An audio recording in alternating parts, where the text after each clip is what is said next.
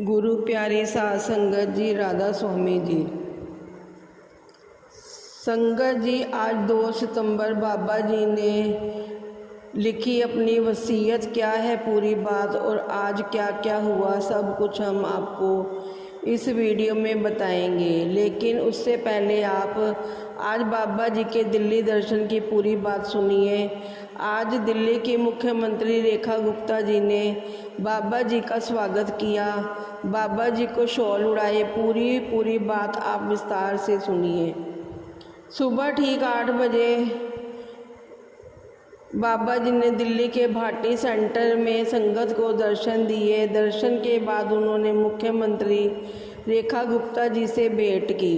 दरअसल कल रात से ही सोशल मीडिया पर एक संदेश तेज़ी से फैल रहा था कि बाबा जी दिल्ली में दर्शन देंगे, लेकिन यह कोई पक्की सूचना नहीं थी, बस चर्चा चल रही थी। किसी को समय का भी अंदाज़ा नहीं था, मगर आज सुबह अचानक बाबा जी ने मौज में निर्णय लिया और 8:30 बजे दर्शन दिए। क्योंकि ये सब पहले से तय नहीं था, तो जिसे जैसे पता चला वो तुरंत भाटी सेंटर की ओर दौड़ पड़ा। बताया जा रहा है कि लगभग 2 से 2,500 संगत ने आज सुबह बाबा जी के दर्शनों का लाभ लिया।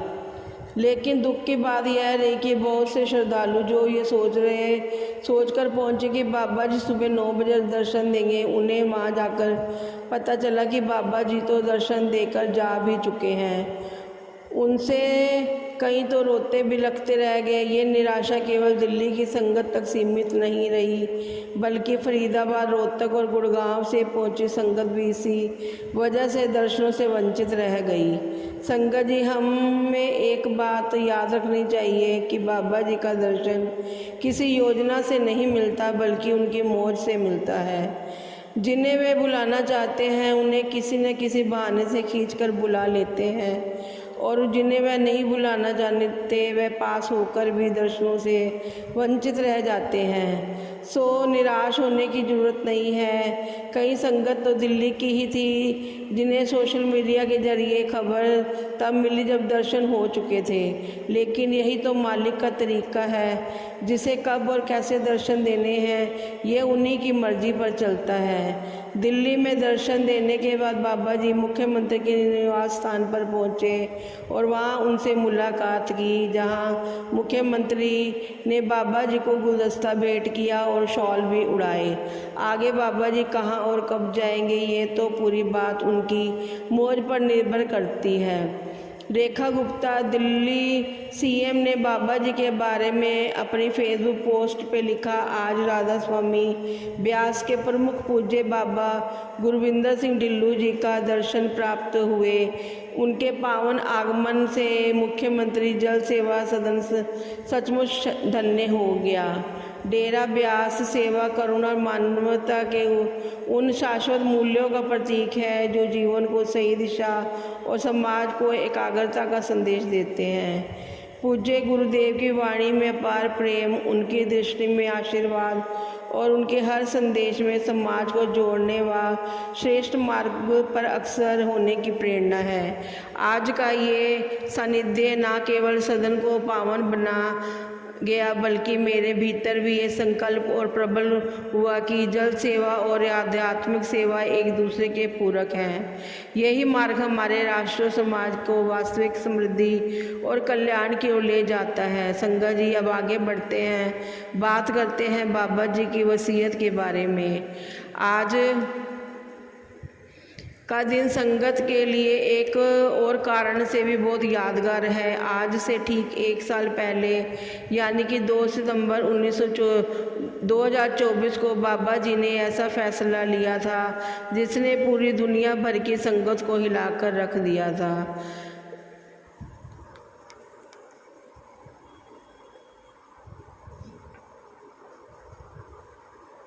उस दिन का माहौल कोई भूल नहीं सकता।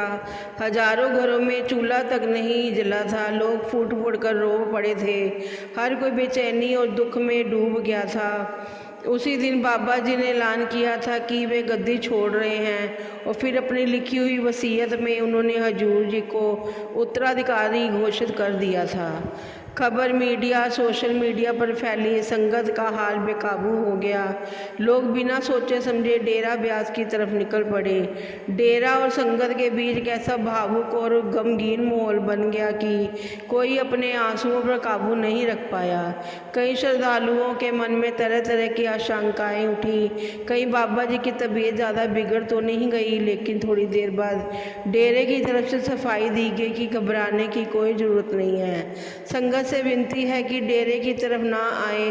फिर बाबा जी ने स्वयं फरमाया कि उन्हें अभी हजूर जी के साथ लंबे समय तक सेवा करनी है, इसलिए संगत निश्चित रहे। दरअसल इस बड़े ऐलान से एक दिन पहले 1 सितंबर की रात बाबा जी बोर में सत्संग करके करीब 2 बजे डेरा लौटे थे।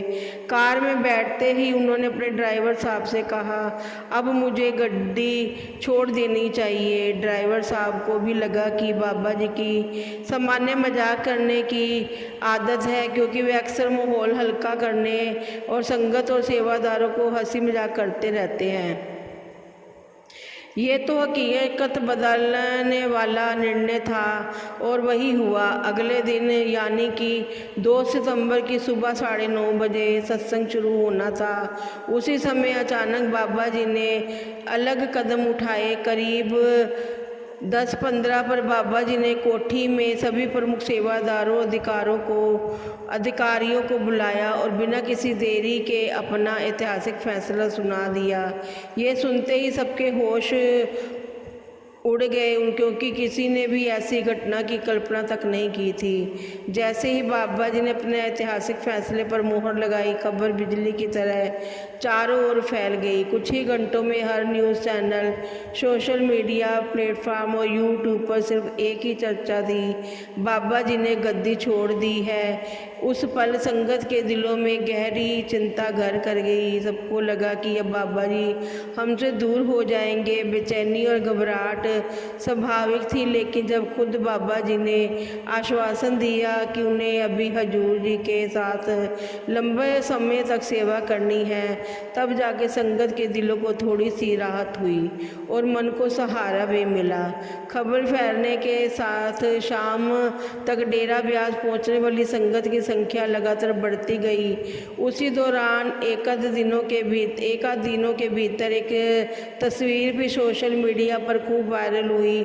हालांकि डेरे ओर से विशेष घोषणा करके संगत को ये समझा दिया गया कि घबराने की कोई आवश्यकता नहीं है। साफ साफ कहा गया कि ये सब कुछ सामान्य रूप से चलता रहेगा, चिंता की कोई वजह नहीं है। लेकिन उस समय हालात अचानक बदल गए। जत्थों में संगत डेरा पहुंचने लगी।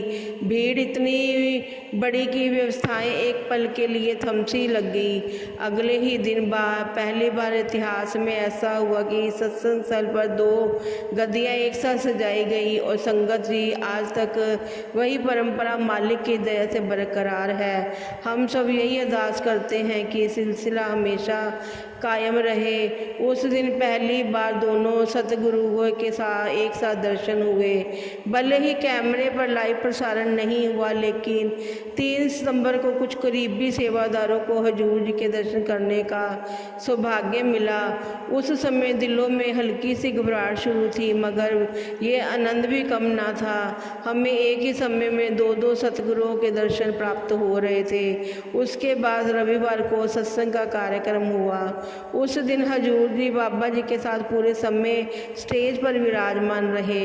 बाबा जी ने सत्संग किया और ऐसा सत्संग किया कि हर शब्द दिलों में उतर गया, हर वाक्य वातावरण में गूंज उठा। उस दिन संगत का समंदर उमड़ पड़ा था। भीड़ इतनी भारी कि यातायात पूरी तरह से रुक गए। जगह जगह 3-3, 4-4 घंटे लंबे जाम लगे। लाखों की संख्या में संगत से बाबा जी का सत्संग सुनने और उनके दर्शन पाने के लिए डेरा पहुंच चुकी थी। यह भीड़ रोज़मर्रा से लगभग 3 गुना ज़्यादा थी।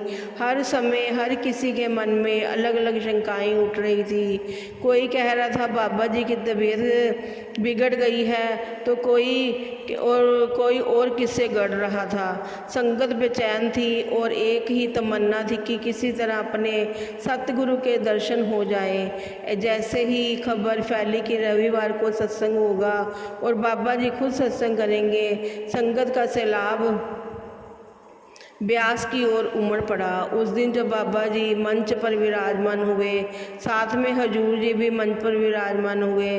संगत ने पहली बार हजूर जी को लाइव देखा और बाबा जी का सत्संग सुना। दर्शन किए तो ज़्यादातर आंखें आंसुओं से भर आईं। आंसू थे पर उनमें राहत भी थी, लेकिन दिल को सुकून भी था कि बाबा जी बिल्कुल स्वस्थ हैं। फिर भी अफवाहों का सिलसिला थमा नहीं। कोई कहने लगा कि बाबा जी हमेशा के लिए सिंगापुर चले जाएंगे, सारी जिम्मेदारियां हजूर जी के हाथ में होंगी। कोई तरह तरह की बातें करने लगा। इन सब के भी संगत की जिज्ञासा बढ़ती गई। हजूर जी सत्संग करेंगे। शुरुआती दिनों में जब सत्संग ने हजूर जी को भी बाबा जी कहकर बुलाना शुरू कर दिया, खुद बाबा जी ने ऐलान किया इनके लिए हजूर शब्द का प्रयोग करें। हजूर लौट आए हैं। यहाँ बाबा जी का इशारा हजूर महाराज जी की ओर था। फिर कुछ महीनों के भीतर बाबा जी ने स्पष्ट आदेश दिए कि अब ये हजूर जी नामदान देंगे। इसी आदेश के तहत जनवरी को मध्य प्रदेश के ब्योरा में हजूर जी ने पहली बार नामदान की सेवा संभाली। उस दिन हजारों संगत ने नामदान लिया। भीड़ इतनी विशाल थी कि अगले दिन यानी कि 20 जनवरी को भी नामदान करना पड़ा। संगत ने पूरे प्रेम और श्रद्धा से नामदान ग्रहण किया। जी हाँ, कुछ ने ये ज़रूर कहा कि हम तो बाबा जी से ही नामदान लेना चाहते थे, लेकिन सब कुछ शांतिपूर्ण और सुचारू रहा। उसके बाद इंदौर का कार्यक्रम हुआ, बिल्कुल सामान्य रहा। फिर बारी आई डेरा ब्यास की। यहाँ खबर फैल गई कि स्वयं बाबा जी नामदान देंगे।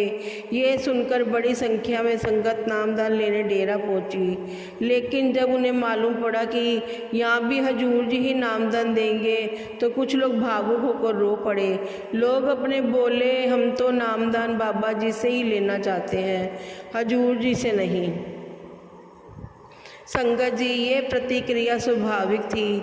सोचिए, जब हम 30-35 साल तक किसी एक से जुड़े रहते हैं और अचानक यही जिम्मेवारी किसी और के हाथ में सौंप दी जाती है तो मन तुरंत स्वीकार नहीं कर पाता। पुराने सतगुरु से जो गहरा लगाव है, उसकी वजह से नए सतगुरु को अपनाने में समय लगता है। ऐसा एक अनुभव ऑस्ट्रेलिया में भी हुआ। गद्दी संभालने के बाद हजूर जी जब पहली बार ऑस्ट्रेलिया पहुँचे तो एक बहन ने खुले दिल से स्वीकार किया। वो हजूर जी से कहने लगी, जब हमें पता लगा कि बाबा जी ने अपनी गद्दी आपको दे दी है तो हम आपको स्वीकार नहीं कर पाए। मैं तो अपनी माँ से कहती थी कि मुझे हजूर जी मान्य नहीं है, लेकिन बाद में जब उसी बहन को हजूर जी से व्यक्तिगत रूप से मिलने और उनसे बात करने का अवसर मिला तो उसका मन बदल गया। भावुक होकर उसने कहा, आज मुझे अफसोस है कि मैंने ऐसा क्यों कहा। अब बाबा जी और आपके बीच मुझे कोई अंतर नज़र नहीं आता। जब पहली बार हजूर जी की सेवा सौंपने का ऐलान हुआ, अचानक बाबा जी ने हजूर जी को कोठी बुलाया। वहाँ स्वयं बाबा जी ने उनके सामने, अब ये सेवा तुम्हें सौंपी जाती है। ये सुनकर हजूर जी चुप रह गए। उनकी आंखों से आंसू बह निकले और गला रुक गया। उन्होंने धीमे स्वर में कहा, मुझे नहीं पता मैं इतनी बड़ी सेवा कैसे निभा पाऊँगा कि नहीं। उस क्षण बाबा जी ने उन्हें अपने सीने से लगाया और दृढ़ता से कहा, अब ये सेवा तुम्हें ही संभालनी है। उसके बाद से हजूर जी हर समय बाबा जी के साथ रहने लगे।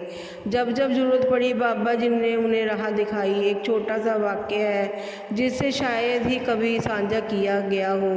एक बार किसी छोटे बच्चे ने बाबा जी से निवेदन किया कि हम हजूर जी की आवाज़ सुनना चाहते हैं। बाबा जी मुस्कुराए और कहने लगे, मेरी सुन लो, लेकिन पूरी उम्र तुम्हें हजूर जी की ही सुननी है। हजूर जी हमेशा यही विनम्रता से कहते हैं, मैं तो बाबा जी का एक छोटा सा सेवक हूँ, हमारी उंगली तो बाबा जी ने ही पकड़ रखी है। धीरे धीरे हजूर जी ने सत्संग भी शुरू किए। शुरुआत में वे कुछ केंद्रों पर 15-15 मिनट के छोटे छोटे सत्संग फरमाते रहे, जो कि मुंबई, नागपुर जैसे सेंटरों में हजूर जी ने फरमाए थे। मगर उनका पहला बड़ा सत्संग डेरा ब्यास में 4 मई को हुआ। वो सत्संग लगभग 1 घंटे का चला और बेहद असरदार रहा। उस दिन उन्होंने पहली बार मित्र तेरा कोई नहीं संगत में वाणी के सत्संग की शुरुआत की। उस समय उनकी दाढ़ी अभी छोटी थी, जो वक्त के साथ साथ बड़ी होती गई। मुझे याद है जब मैं सत्संग पंडाल में प्रवेश कर रही थी, सबको यही उम्मीद थी कि आज बाबा जी ही सत्संग करेंगे। लेकिन जैसे ही समय शुरू हुआ, मंच पर एक नई आवाज़ सुनाई दी। सबकी नज़रें स्क्रीन और स्टेज पर टिक गई। सामने हजूर जी विराजमान थे और वे ही सत्संग फरमा रहे थे। यह देखकर कई संगत भावुक हो उठी, मगर जैसे जैसे उनके शब्द आगे बढ़ते गए, पूरे पंडाल में गहरी शांति छा गई। लाखों लोग उस दिन हर वाक्य को बड़े ध्यान से सुनते रहे। उस सत्संग का असर ऐसा था कि सबके मन ही मन में स्वीकार कर लिया, अब से यही मालिक की मौज है। तब से लेकर आज तक ज़्यादातर सत्संग हजूर जी ने ही फरमाए हैं। अब तक के वे कुल 5 सत्संग कर चुके हैं, जिनमें से 4 अलग अलग वाणियों पर सत्संग हुए हैं। एक वाणी मित्र तेरा कोई नहीं पर 2 बार सत्संग हो चुका है। बाकी सत्संग एक ओमकार जग जीवन साचा, इक्को दाता और घाव, अपने चलो भाई पर हुए हैं सत्संग जी। आपको जानकर हैरानी होगी, यही वाणियाँ हैं जो हजूर महाराज जी अपने सत्संग में लिया करते थे। अब ज़रा 2 मिनट बात करते हैं हजूर जी के उस जीवन की जब उन्होंने गद्दी नहीं संभाली। उस दौर में बाबा जी के साथ सेवा भी करते थे, साथ ही नौकरी भी निभाते थे। हजूर जी मशहूर दवा कंपनी सिप्ला में कार्य करते थे, बड़ी लगन से अपना फर्ज निभाते थे। एक दिन बाबा जी ने हजूर जी को अपने पास बुलाया और कहा, अब तुम नौकरी छोड़कर वापस आ जाओ, तुम्हारे जिम्मे में सेवा है। हजूर जी को उस समय बिल्कुल भी अंदाज़ा नहीं था बाबा जी क्या करने वाले हैं। उनके मन में ख्याल आया कि शायद कैंटीन का इंचार्ज बना देंगे या ज़्यादा से ज़्यादा किसी कमेटी की जिम्मेदारी दे देंगे। उन्होंने कभी सपने में भी नहीं सोचा था कि उन्हें हजूर बना दिया जाएगा, लाखों संगत की संभाल की जिम्मेदारी दे दी जाएगी। बाबा जी ने शुरुआत में उन्हें हर विभाग में ड्यूटी पर लगाया और साथ ही कहा, जहाँ भी कोई कभी दिखे उसे लिखते जाना। हजूर जी चुपचाप हर जगह जाते, सब कुछ अपनी डायरी में नोट कर लेते। उन्होंने कभी ये भी नहीं पूछा कि ये काम कैसे करना है या क्या करना है, बस आदेश को ही सेवा मानकर बिना सवाल किए हर छोटी बड़ी कमी दर्ज करते गए। धीरे धीरे खासकर पिछले साल 2 सितंबर के बाद हजूर जी अपनी स्थिति में स्थिर होने वाले लगे। संत महात्माओं के लिए जब गद्दी संभालने का समय आता है तो उस आध्यात्मिक शक्ति को पूरी तरह धारण करने में थोड़ा समय लगता है। शब्द की ताकत कोई साधारण इंसान नहीं संभाल सकता। जब सतगुरु को भी कुछ समय लगता है और औरों की तो बात ही क्या है।